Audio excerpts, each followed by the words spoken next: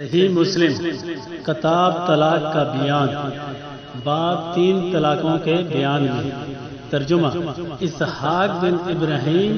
سلیمان بن حرب حماد بن زید ایوب سخیانی ابراہیم بن میسرہ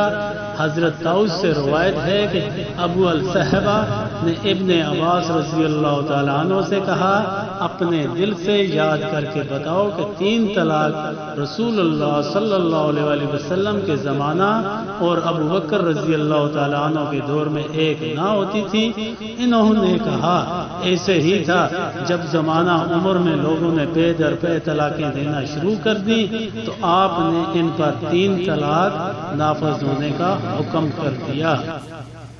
اگر دوستو ویڈیو اچھی لگے تو ویڈیو کو لائک کریں